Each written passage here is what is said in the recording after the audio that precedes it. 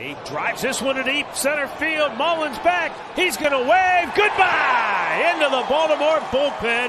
And the Guardians go back in front 3-2 on Jose's 20th home run of the year. The Cleveland Guardians, time and time again, just keep proving why this run they are on is no fluke, and I don't know what it's going to take, but at some point, they've got to get the credit they deserve, even if they would prefer to stay under the radar. Coming into the Baltimore series, we knew these were going to be the biggest games of the season so far, with a playoff-like atmosphere, and Tanner Bibee came into Camden Yards and pitched an absolute gem against the best offense in the league. And even though the Guards failed to capitalize on big moments at the plate, they did enough with Jose Ramirez launching the game-winning run over the center field wall. I feel like it's inevitable that he will have a statue in front of Progressive Field one day.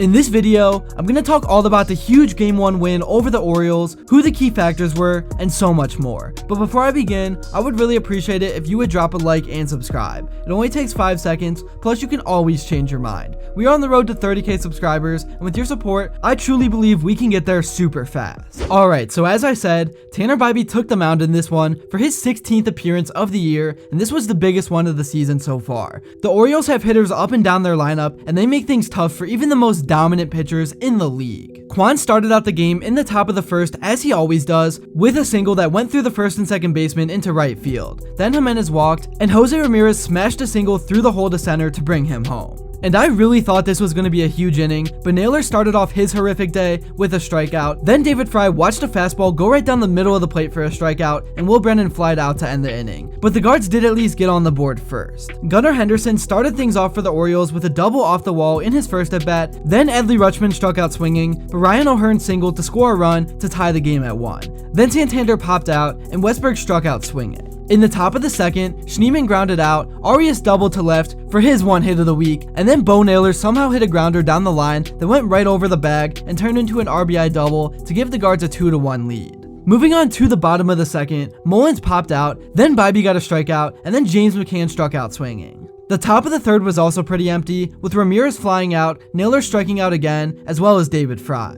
In the bottom of the third, Gunnar Henderson started out the inning with a groundout, then Adley doubled to right, and after an error by Naylor, Anthony Santander hit a sacrifice fly to tie the game up at 2s, and the inning would end with a Westberg groundout. The top of the fourth inning did have some promise, with Schneemann tripling on a ball that nearly was a home run off the top of the wall, but Arias hit a lazy fly ball, and Schneemann got hosed at the plate. So the game stayed tied at 2. There was really not much action after this. It was just dominant pitching by both teams, but in the top of the sixth, Jose Ramirez absolutely pimped the ball to center field, and he hit it so much on the screws that he barely even had to swing, and it left the ballpark in a hurry. And that really juiced up the Guards' dugout as they took a 3-2 lead. From there, after 6 outstanding innings pitched by Tanner, the bullpen took over, and as usual, they were lights out. Tim Herron got out of his inning in 15 pitches, and Gaddis had an absolute battle. And really, there were a few at-bats that made your heart rate go up when watching. The Orioles have some grinders, and man, I just can't wait to see how the rest of this series unfolds, because it really feels like these are two evenly matched teams. Anyways, Gaddis would pitch the 8th, and with Class A resting, Barlow would close the game out, and he made some elite pitches in big spots to get the save. And this really did feel like a playoff game, and I think getting this win really starts to make things get serious, and sooner or later, the league has to wake up to what this team is doing. They got a win like this with their 4-hitter getting the golden sombrero, and they just did not take advantage of many of their opportunities at all. So this was a humongous win, and now the Guards just need one more to win the series, and they are just continuing to build their lead in the AL Central. That's all I have to say for this video. Let me know in the comments below what you thought about this game, and also what you would like to see next. And until then, I will see you all later.